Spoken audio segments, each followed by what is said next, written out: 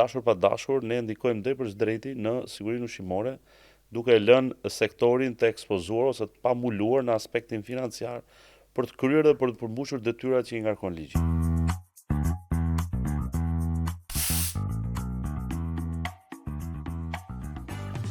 Përshëndetje dhe mirë se erdhët në këtë episod të podcast, ku sot ne i kemi kushtuar rëndësi konsumatorit dhe sigurisë ushqimore. Sigurisht të nisur nga rastet sidomos së 6 mujorin e fundit, nga shumë skandale të cilat janë bërë mediatikisht dhe më pas kemi patur edhe një reagim institucional, por me sa duket të vonuar. Dhe për të folur më shumë rreth gjithë këtyre skandaleve, duke nisur nga mandarinat me pesticide, açuget me parazit, mishi i pulës me salmonel, por edhe specat me pesticide të cilat u raportuan vetëm në mars të këtij viti, unë kam të ftuar ekspertin e sigurisë ushqimore, presidentin e Urdhrit të Mjekut Veteriner, Ervin Resuli. Ervin, faleminderit që je sot me ne. Faleminderit për ftesën. Atëherë, një sër skandalesh në fakt sa i përket sigurisë.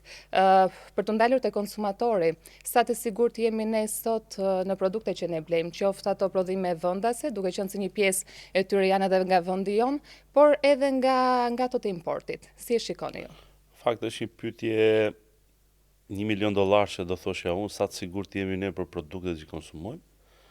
Por ditë të them që në gjatë periudhës 2024 realisht ka pasur një ulje të vigjilencës apo të institucioneve përgjegjëse për sigurinë ushqimore, pra në aspektin e kontrollit, e raportimeve, informimit publikut, e politikave, e fondeve mbështetëse për zhvillimin e këtyre politikave dhe më gjërë. Kjo besoj unë ka qenë një nga arsyet në të cilat edhe siguria ushqimore është bërë shumë herë pjesë edhe e programeve tuaja mediatike në aspektin e vetëm, sepse nuk po tregon më lartësinë e duhur ose atë në të cilën e ngarkon ligji. Rasti konkret, Autoriteti Kombëtar i Ushqimit, një nga institucionet i cili ka lindur dhe vazhdon edhe ka në mision të tij ligjor garantimin e sigurisë ushqimore, her pas here, sidomos gjatë 2024-s, por edhe fillimit të 2025-s, është ndeshur me një sër problematikash të cilat her pas here e ka vënë në dyshim sigurinë ushqimore në Shqipëri. Në fakt, unë ta shikoja në rrafsh pak më të gjerë se sa në rastet konkrete, në fakt do përqendrohesha te politikat. Fatkeqësisht për 2025-ën buxhetet që janë dhënë për Ministrinë e Bujqësisë dhe zëri specifik për sigurinë ushqimore zë buxhetin më të ulët nga 2024 dhe 2023. Kjo do të thotë që Ministria e Bujqësisë apo qeveria shqiptare ndoshta nuk e ka fort prioritet sigurinë ushqimore. Edhe duke munguar parat, pastaj ne ulim normalisht numrin e kampioneve për analizë, numrin e monitorimeve, protokoll inspektimet, pra dashur pa dashur ne ndikojmë drejt drejti në sigurinë ushqimore, duke lënë sektorin të ekspozuar ose të pamuluar në aspektin financiar për të kryer dhe për të përmbushur detyrat që i ngarkon ligji. Ky ishte një nga arsyet. Arsyeja tjetër është sepse pas 2021-shit, 2022-shin, në mos gaboj, Autoriteti Kombëtar i Ushqimit ka pasur një goditje e cila ka qenë heqja e statusit të inspektorit. Pra, statusit të nënpunësit civil. Pra, të gjithë inspektorët e Autoritetit Kombëtar të Ushqimit kanë qenë me DAP. Kanë qenë mbrojtur në veprimet apo nismat që mund merrte titullari për qoftë për arsye politike, qoftë për arsye institucionale që mund ta hiqte apo ta lviste nga puna. Pra, do kërkonte një procedurë dhe një arsyetim shumë gjerë profesional që vërtet një inspektor nëse vërtet kishte bërë shkelje ai mund të largohej nga puna. Heqja e statusit ka bërë që i ka ekspozuar inspektorët ndaj varësit dhe i bën fragjile apo i bën të prekshëm ata për të përmbushur detyrat e tyre. Pra, nëse një inspektor, ne jetojmë në Shqipëri, sot shkon dhe gjobit mikun e drejtorit, është e sigurt që ikën inspektori nga puna, nuk gjobitet miku i drejtorit. Pra ndjen të kërcënuar për vendin e punës, ndërkohë kemi patur edhe lëvizje drejtoresh her pas here. Pastaj për të ardhur te kjo dhe kjo shkon pastaj me lëvizjet e fundit. Në 3 muajt e fundit ne kemi lviz 3 drejtora akuje. Kjo e ka bërë që institucioni mos jeti qëndrueshëm, mos të ketë një politikë të drejtë e të ndjekur drejt në këtë aspekt. Dhe kjo e bën gjithë këtë pjesën, si i thon, sigurinë ushqimore e lënë në farë mënyrë të pamuluar ose të ekspozuar. Ministri Denaj foli edhe për një shkrirje të institucionit të AKU-s. Në fakt që në muajin nëntor dhe dhjetor ka kaluar ligji në parlament për krijimin e një drejtorie e cila do të përfshi brenda Autoritetin Kombëtar të Veterinarisë, Autoritetin Kombëtar të Ushqimit, Drejtorinë e Peshkimit, pra një big drejtori, po themi ne, një drejtori të madhe, e cila do të ketë shumë drejtori brenda. Në fakt, fatkeqësisht, Shqipëria është ndeshur shpesh me eksperimente të ndryshme, të cilat kanë rezultuar jo pozitive. Edhe më vjen shumë keq që për shembull rasti i Autoritetit Kombëtar të Ushqimit, Autoriteti Kombëtar i Veterinarisë edhe Mbrojtjes Bimëve, që kanë themel të funksionit të masat profilaktike veterinare, kontrollin e smundjeve nga kafshët që kalojnë te njeriu, që janë jo pak me rreth 65%. Kemi dhe gripin e shpendëve kohën e fundit. Gripin e shpendëve që po e menaxhon aktualisht. Në fakt, është një institucion, te gripi i si është shpendëve. për të qendruar, është një institucion u krijuar në 2020. Çuditërisht, me atë që ka deklaruar ministri së fundmi dhe çfarë ka kaluar në Parlamentin Shqiptar ligjet, i bie që në 2025 ky institucion të shkrihet bashkë me AKU-n edhe kështu me radhë. Pra, mosqenia e institucionit, sepse çfarë ndodh? Krijimi i institucionit të ri do të thotë rregulla të reja, zakone të reja, lëvizje të reja. Pra, inspektorët, punojësit do të fillojnë të krijojnë dhe të mësojnë bazat e reja ligjore, Sa eficiente është në fakt gjithë këto lëvizje, shkrirje, ngritje autoriteteve të reja? Kjo ka treguar në fakt dhe ndaj ndeshemi këtu që pothuajse çdo muaj ne kemi një skandal. Pra, çdo muaj ne na plas diçka, ndodh diçka. Dhe asnjëherë s'kemi transparencë nga institucione, gjithmonë janë denoncimet e qytetarëve apo raporti i rastëve i cili bën bllokimin e ngarkesave që vijnë nga Shqipëria që bën në shtetet e jashtme. Pra, këto institucione duke qenë në këtë lloj lëvishmërie, qoftë me titullar, qoftë me formatin ligjor, bën që siguria ushqimore pastaj të ekspozohet. Pra, askush, të gjithë punojësit normalisht kur ndodh formatimi i një institucioni dhe e kanë mendjen me mbajt vendin e punës, sepse kanë kredi për të paguar, kanë familje për të marrë, se kanë mendjen pastaj në zbatueshmërinë e ligjit. Pra kjo u mbet fokusin, doja të thoja. Po, është e vërtet. Pothuajse në disa raste të kohëve të fundit, përfshirë mandarinat gjatë 2024-s, specat në shtator 2024. Për mandarinat u tha që u zgjesua, po akulloret, nuk u bë edhe publik. shumë elementë të tjerë, çokollatat, edhe shumë elementë të tjerë. Në fakt kemi pasur një menaxhim risku ose të paktën një marrëdhënie me publikun nga Autoriteti Kombëtar i Ushqimit, dizinformuese dhe hera herës me drejt media ka quajtur si fshehje informacioni. Pra, nëse do shohim raportin e fundit të salmonelës, pra informimin me publikun të salmonelës, komunikimin e riskut, aty ne na mungojnë një sër elementësh ligjor. Së pari, kur ka ndodhur, si ka ndodhur. Së dyti, etiketa, loti, data skadencës. Pra, ka një sër elementësh në cilët publikut i komunikohet rasti në mënyrë profesionale që të bëhet bashkëpunëtor me AKU-n për të mos rrezikuar jetën e qytetarëve. Në fakt, me që ndalem këtu, sa tonë u futën në Shqipëri? Sepse nuk u bë asnjë publike as kompania qoftë nga AKU, apo sa janë futur dhe sa janë shpërndar për tregun? Shiko, është futur një kontener me 4 lote. Edhe kampionet janë marrë në njërin nga lotet, i cili ka qenë diku te 7.8 ton, 7.9 ton, po themi 8 ton afërsisht. Por në fakt janë 3 lote të tjera të cilat nuk ka dalë përgjigje analizave akoma. Salmonella duke qenë se hyn te këto problematikat e shpërndarjes, si thonë, nëpërmjet kontaminimit kryqëzuar, pra që do të thotë nëse në një kontener del një nga lotet me salmonell, konsiderohen pozitiv dhe 3 të tjerat, që do duhet të rikampionohen edhe një herë për të bërë analizat 3 lotet e tjera. Në këtë aspekt, vetëm një lot, 8 ton ka dalë pozitiv, nga i cili gati gjysma e këtij produkti është konsumuar nga qytetarët dhe është hedhur në treg, edhe gjysma është e konfiskuar në ambientet e kompanisë. Për sa kohë nxori përgjigjen i SUV-i? Për ta lidhur para se të dalë, për ta lidhur prapë me qytetarët. Prandaj duhet një komunikim që në moment që u dha alerti me datë 21, duhet bësh komunikimi me qytetarët dhe të informoheshin për llojin e produktit, sepse e thashë pak më parë, qytetarët, konsumatorët bëhen bashkëpunëtor me AKU-n për të minimizuar dëmin në popullat, që do të thotë, ne sot e kësaj dite mund të kemi pula në shtëpitë tona, në frigorifer, që kemi vajt para 2-3 javë, kemi bërë furnizimin për shtëpinë edhe i kemi në ngrirje dhe presim t'i konsumojnë. Ndërkohë që ato pula duhet të kthehen mbrapsht tek qendra në të cilët e marketit që janë blerë, edhe kështu me radhë. Pra, e thënë ndryshe, her pas here konsumatori nuk trajtohet si aleat nga vetë institucioni i cili do t'i vinte goxha në ndihmë për të ulur riskun për popullatën për kontaminim. Pastaj për të kaluar te pjesa teknike. Nëse u raportua nga analiza doli me datë 21 mars nga ISUVI, Instituti i Sigurisë Ushqimore dhe Veterinarisë, pra laboratori, e thënë ndryshe, komunikimi me publikun është bërë me datë 28, pra 7 ditë më mbrapa. Pra nuk u bë që në datë 21. Ndaj edhe her pas here akuzohet me të drejta AKU-ja ku thuhet nuk ka transparencë. Ka fshehje të informacionit. Kjo fshehje mund të vijë edhe nga persona që fshihen pas këtyre kompanive? Shiko, unë nuk kam dëshirë ta aludoj se pastaj ne hapim një Sepse në momentin që ti nuk bën transparencë, aludimet janë gjithmonë. Po pra, nuk kam dëshirë ta aludoj sepse normalisht gjithë secili për ne ka drejt pastaj të nxjerrë një version se çfarë ka ndodhur. Kemi të bëjmë me mitmarrje, pra kemi inspektorët e AKU-s të përfshirë të cilët kanë marrë lek në dorë edhe kanë dashur të fshehin rastit.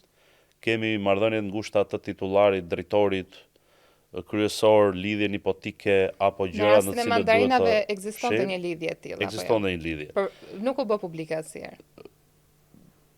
Të paktën unë e kam shprehur në media. Në fakt edhe ka qenë bidës e përmend edhe këtuja që zëvendës ministri ka qenë vetë prodhues dhe eksportues i mandarinave. Pra kishte një qëllim për të mos goditur tregun përtej shëndetit konsumatorit. Unë mendoj që shëndeti konsumatorit prevalon përtej çdo interesi ekonomiko-financiar, pra është konsumatori i pari, shëndeti i njeriut, shëndeti i konsumatorit dhe më pastaj vijnë gjithë efektet e tjera qoftë edhe për imazhin e produkteve shqiptare. Në fakt, a duhet të merren masa, duhet të ketë ndëshkueshmëri ndaj gjithë këtyre personave përgjegjës, sepse nëse skandalet vijojnë, asnjë nuk vihet përpara përgjegjësisë, a duhet dikush të reagojë për këto raste? Po në fakt, për hir të vërtetës, ka momente në të cilat qytetarët duhet marrin fatet e tyre në dorë. Edhe për sa i përket sigurisë ushqimore, ndoshta ky është momenti që konsumatorët duhet ndërgjegjësohen edhe të bashkohen për të bërë një presion pozitiv ndaj institucioneve përgjegjëse. Sepse ne po kalojmë nga rasti në rast. Pra, I fundit është në mars. Akoma pa u mbyllur salmonela, edhe pa u zbardhur, edhe pa u detajuar se çfarë ka ndodhur dhe ku nuk funksionoi sistemi që u ekspozua popullata ndaj këtij produktit me ngarkesë. Ne kemi raportimin në mars të specave të kampionuara në Kroaci, të cilat kanë dalë me mbajtje të lartë pesticides dhe me rrezikshmëri të lartë për konsumatorin. Sot e kësaj dite që ne flasim me ju, nuk kemi informacion në faqen zyrtare të Ministrisë Bujqësisë, në faqen zyrtare të AKU-s, nuk kemi procedura zgjësimi të këtyre, pra janë zgjësuar në vend apo u rikthyen dhe janë zgjësuar këtu. Nuk kemi transparencë fotografike, filmike për t'ia vënë dispozicion konsumatorit. Këtë kam kërkuar në rastin e mandarinave, mu tha nga ministria që janë, domethënë është ka dalë rezultati, por asnjëherë janë asgjësuar në vend, por asnjëherë nuk më siguroi pamje foto, siç duhet ti të jesh transparente. Në këtë rast duke qenë se konsumatori në momentin që nuk ofro transparencë, nuk njoftohet, normalisht do vazhdoj të bëj këto blerje. Por në fakt çfarë ju shkaktohet? Qoftë rasti i pesticideve në trupin e shëndetin e konsumatorit, por edhe në rastin e salmonelës. Sa i rrezikshëm është? Salmonela në fakt shenja tipike të para kanë problemet helmimet ushqimore, problemet alimentare, problemet me diaren, me dvjella edhe kështu me radhë.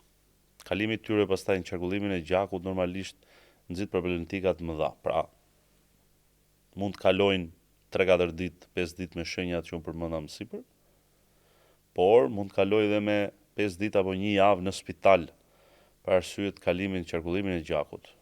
Japin temperaturë të lartë, prekin cipat e trurit meningitet, shkaktojnë probleme me artritet, pra japin dhe pasoja afatgjate në organizëm, kur ato rrisin influencën e tyre brenda trupit njeriut. Ndërsa rasti pesticideve normalisht ne dëmtojmë organet jetike siç është mëlçia, veshkat, gjëndrat endokrine dhe kështu me radhë. Pra shkatërrojmë gati sistemin e organeve njerëzore për të cilët janë vitale për vazhdimin e jetës. E thënë ndryshe, ekspozimi ndaj çdo lloj preparati ka një ndikim sado të vogël negativ në organizëm. Madje edhe preparatet kur ne i marrim për të shëruar, bëjnë dëmin e tyre minimalist. pavarësisht se problemi në të cilët ne i marrim është më i madh nga dëmi që ato japin, pra raporti. Kështu që ekspozimi ndaj preparateve, pesticideve, medikamenteve veterinare apo ngarkesave virusale apo biologjike në organizëm, normalisht ne rëndojmë trupin e njeriut, ne rëndojmë fizikun, ne rëndojmë edhe cënojmë sistemin imunitar të njeriut dhe pastaj ne ekspozojmë nga vetë infeksioni apo smundje, por hapim portat pastaj edhe për infeksione apo smundje tjera sekondare. Dhe kjo në fakt e bën që siguria ushqimore të jetë e barazvlefshme edhe me sigurinë kombëtare.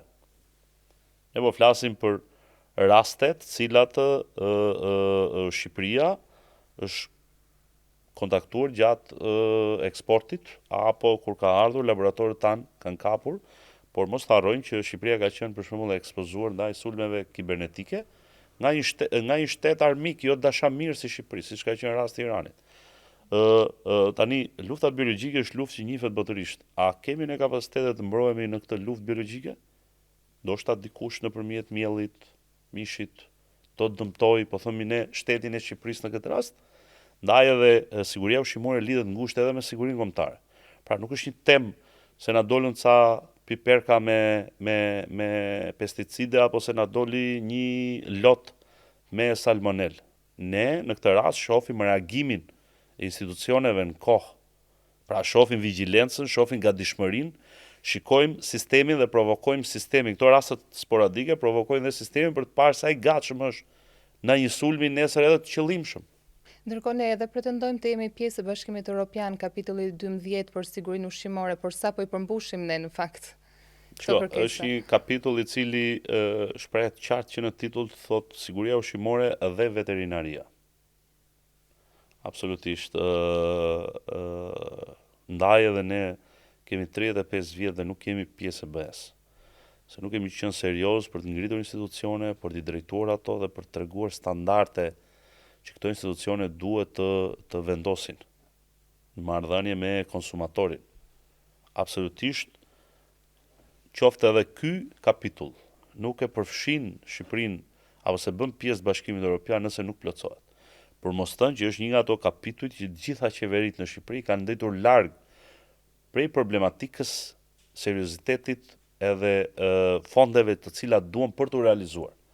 Se nëse flasim për përmbushjen e një kapitulli, po flasim edhe për fonde. Fondet e IPART sidomos. Absolutisht. Përmbushja e një kapitulli, siç është siguria ushqimore dhe veterinaria, lidhet ngushtë duke filluar që nga fermeri, që nga ferma. Në fakt, për të ndalur tek fermeri, ne shohim shumë pjesën e importit, pra prodhimi i importit që po e dominojnë tregun. Sa i mbështetur është fermeri? Njëkohësisht shohim edhe këtë pjesën e pesticideve në nivele të larta, besoj ka dhe kjo mungesa e kontrolleve, ekziston mungesa e kontrollit në terren. Skema kombëtare, subvencionet kombëtare të buxhetit të shtetit apo ish skema i IPART-it e cila nuk është më fal abuzimit të institucionit përgjegjës që duhet ta menaxhonte në mënyrë përkryer, ka bërë që ne të mos, ose si thon, të ndalojmë zhvillimin e standardeve për sigurinë ushqimore. Absolutisht. Parat që jepen për fermerët nuk jepen thjesht për të ndihmuar fermerët apo për t'u lehtësuar punën. Edhe për këto. Por kryesorja jepet për të rritur standardet, për të rritur cilësinë, për të formatizuar fermën, për ta bërë konkurruese e më pastaj edhe për ta ndihmuar për të dalë me bilanç pozitiv edhe të prodhoj produkte made in Albania. Pra, një pjesë e mirë e fondeve të cilat në dukje duken sikur janë ca para që shkojnë te fermeri, në fakt janë ca para me rol të disafisht. Pra, për të rregulluar cilësinë e menaxhimit të fermës, për të rregulluar cilësinë e mieljes, cilësinë e mishit, cilësinë apo për të rregulluar thertoret apo të rregulluar punishtet e qumshit në aspektin cilësor. Pra, që ne mos shkojmë tek fermeri dhe ai mos të ketë eni inoksi, po të ketë kova plastike, kova shumë përdorimshme. Pra, ai të ketë eni inoksi, inoks ushqimor, inoks sipas standardeve të BE-s, i cili lejohet për produktet ushqimore, të ketë mos të mieli më me dorë që të kontaminojë qumshin me mbeturina të ndryshme nga gjiri i lopës, por të ketë një impjant mieli i cili të minimizojë rrezikun e kontaminimit apo të higjienës, të ketë një frigorifer dhe një tanker ftohës i cili të ruaj qumshin në 3 apo 4 gradë, që të uli ngarkesën mikrobike për shumimin e saj. Pra të thënë ndryshe, këto para që shkojnë në këto drejtime rrisin sigurinë ushqimore. Ku mendoni se çalon siguria ushqimore? Pra ai zinxhir që ne kemi folur gjithmonë, siguria që do të jetë që nga ferma, nga toka deri tek tryeza e konsumatorit. Zinxhiri në tërësinë e vet kërkon mbështetje. Kapitulli 12 nuk është thjesht një kapitull i cili plotësohet me letra zyre edhe është eficient apo bind Bashkimin Evropian. Por janë një seri kapitujsh, është 10, 11, 12, 13, cilat lidhen me bujqësinë, blegtorinë dhe sigurinë ushqimore. Pra ajo që ne përmendëm pak më parë. Në fakt, pothuajse u bë të paktën në 3-4 vitet e fundit që ka një humbje të interesit të zhvillimit. Pra nuk kemi politika zhvillimore, nuk kemi reforma. Pra sot në institucionet nuk ka një lloj reforme që përafron institucionin me Bashkimin Evropian. Pra e thënë ndryshe, duket sikur në Shqipëri diçka ka ngecur edhe nuk po shkon më në drejtimin e duhur. Fatkeqësisht se gjatë kësaj kohe, sidomos jemi në periudhë parazgjedhore, këto institucione të cilat në fakt duhet të merren me konsumatorin me sigurinë. Po, me ato dy drejtorët e lajket, fundit të komentet. AKU-s janë në lista për deputet. Pra iku drejtori i parë shkoi për deputet, erdhi drejtori i dytë iku dhe ai ka shkuar për deputet. Pra qëllimi i tyre është më shumë pjesa e anës politike se sa pjesa e konsumatorit, siguria e tij. Ndaj fatkeqësisht AKU-ja her pas here është kthyer ndonjëherë edhe si institucion qoke. Edhe ndër vite. Edhe më kujtohet atëherë në 2017, në 2018, në 2016, ka pasur një lëvizje të shpesht drejtorësh për arsye të marrëveshjeve dhe koalicioneve që bënte qeveria dhe përdorte drejtorinë e AKU-s si një drejtori benefite për partitë caktuara. Pra edhe një herë duhet i rikthehem, sinqerisht më vjen keq që serioziteti për këtë temë, përmendëm pak më parë, po flasim për sigurinë kombëtare, nuk është në nivelin e duhur. Dhe në fakt kjo e ka bërë që edhe një pjesë e mirë e profesionistëve të largohen nga këto institucione. Sot nuk ke më ekspert mirëfillt edhe njerëz cilët e kanë së pari punën pasion, e kanë dashuri, e më pastaj e kanë edhe të ardhur për familje. Pra japin navetja për pozicionin që mbajnë apo detyrën, apo profesionin që kanë përfunduar. Sot ky brez njerëzish nuk ekziston më. Pra ka qenë një brez i cili e kishte kthyer në pasion punën. Në fakt kjo ka bërë duke ulur ndryshimet ligjore të qëllimshme. Për shembull, po të marrë një rast, AKU-ja numëron mesatarisht mbi 300 inspektor, nga të cilët vetëm 50 janë veterinar. Ndërkohë që duhet të ishin minimalisht gjysma, por më shumë, po gjysma duhet të ishin veterinar, për të vetëm arsye, mbi 67% të operatorëve të biznesit merren me produkte që origjinojnë produkte të ushqimeve shtazore, pra që origjinojnë nga kafshët. Por nuk mundet tani një agronom të shkojë në një sallameri dhe të bëjë inspektim. Nuk mundet që fileton e pulës ta inspektojë një agronom apo një biolog apo një njerëz që nuk është i fushës. Po të marr rastin tjetër, Instituti i Sigurisë Ushqimore dhe Veterinarisë, institucion që ka 95 punojës, dhe në fakt ka vetëm 18 veterinar. Pra, Instituti i Sigurisë Ushqimore dhe Veterinarisë, që do thot ka sektor të dedikuar për sektorin veterinar. Por nuk ka veterinar për të kryer pozicionet dhe rolet e tyre në laborator. Po për veterinar ka interes? Duke qenë se është shkolla që i përgatit, si keni parë interesin ndër vite, duke qenë se thatë janë edhe këto pjesa e mangësive që tregu nuk është se ofron. Për të kthyer pak në pozicionin që mbaj aktual të presidentit të urdhit mjekut, dhe të falenderoj për pyetjen. Në fakt shërbimi veterinar pothuajse në 10 vitet e fundit ka kaluar në një lloj letargjie gjumi dhe nuk është më në lartësinë e duhur për shumë arsye dhe faktorë. Shërbimi veterinar në fakt gjendet në një situatë kritike së pari për arsye sepse gjendet në periudhën e ndërrimit të brezave, pra po ikin ata të cilët kishin përfunduar para viteve 90 dhe po hyn brezat e rinj që janë të pas viteve 90. Në fakt nuk është bërë një transformim gradual ku të ndërthureshin brezat, por kanë qenë deri në fund brezi i vjetër dhe tani kanë ikur brezat e vjetër dhe kanë hyrë të rinjt. Mos të harrojmë që institucionet, një person i cili ka 5, 10, 15 apo 20 vjet në institucion, dashur pa dashur është edhe memoria e institucionit. Dhe në moment që ti ke fshirë memorien institucionale, për te gjithë ekspertëve të mirë të rinj që mund të vinë, gradualisht ti ke fshirë edhe memorien e institucionit pasi ke hequr, po themi, këta që kanë dalë në pension. Ndaj dhe gërshetimi i brezave vin gradualisht. Shërbimi veterinar në fakt përballet me një sër reformash ndër vite, e sidomos ajo e krijimit të autoritetit kombëtar të veterinarisë dhe mbrojtjes së bimëve, e cila urdhri profesional i mjekut veterinar edhe gjatë kohës që nuk isha unë, ku drejtohej nga president tjetër në 2019 dhe 2020, e ka kundërshtuar fort krijimin e kësaj drejtorie për problematikat që do sillte më mbrapa. Sepse nuk ishte një drejtori e krijuar sipas kërkesave të BE-s. Dhe në fakt urdhrit koha i dha të drejtë pasi gjatë nëntor-dhjetor 2024 në parlament ndryshoi ligji dhe AGMB-ja dhe AKU-ja do shkrihen dhe do bashkohen bashkë, një gjë që duhet kishte ndodhur deri në 2020 dhe ne sot do të diskutonim cilësinë e këtij institucioni. Ndërsa ne jemi në kuadrin e reformimit dhe do na duhen edhe 4-5 vjet tjerë që këtë institucion ta vëmë në vijën e drejtë. Tjetër temë. Veterinerët në Shqipëri janë konsideruar gjatë gjithë kohës dhe për shkak të mentalitetit si punojës të blegtorisë. Pra, punojës të blegtorisë. Kur ti thua një veteriner, ty të kujtohet ferma, lopa, kafshët. Kafshët e shoqërimit dikujt. Por në fakt veterinerët janë punojës të shëndetësisë. Janë rreth 65% sëmundjeve që transmetohen nga kafshët tek njeriu. Për të ndalur këtu. Janë një sër bakteriesh. Duke qenë se ka prekur disa ferma tek ne, sa të rrezikuar jemi ne? Përmes vezëve, mishit, se dhe për këtë nuk është u bën ndonjë transparencë apo ndonjë njoftim për konsumatorët. I vetmi ndikim që pati rritja e çmimit si gjithmonë. Shiko, në fakt në muajin e fundit, edhe gjatë 2024 ka pasur vatra të shumta të shtrirë në gjithë territorin, po në muajt e fundit në fakt ka ndodhur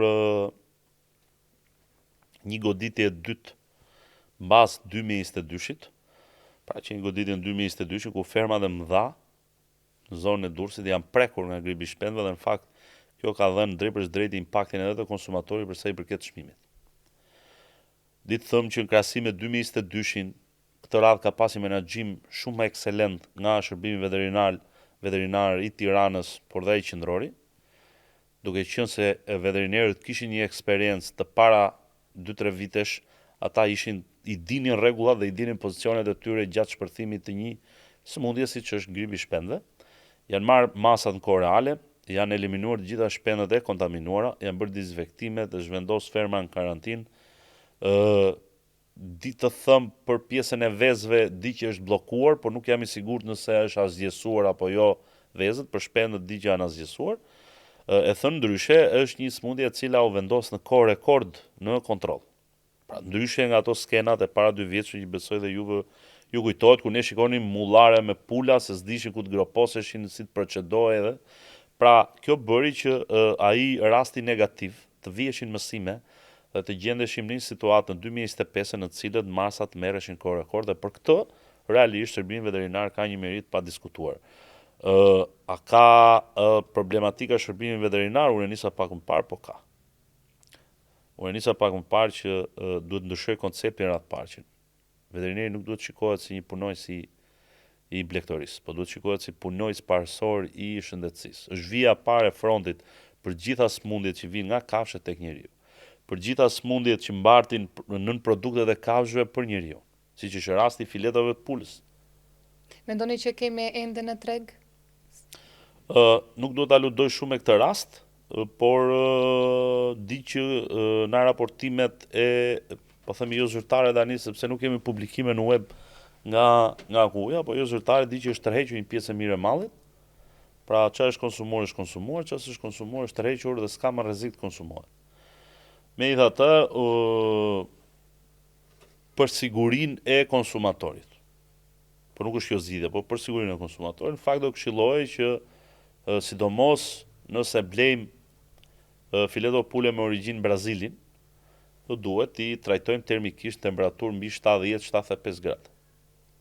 Po në brendësi. Ndërsa për produktet vendore, pra prodhimi vendas, në fakt në 3-4 muajt e fundit nuk ka asnjë raportim për problematik.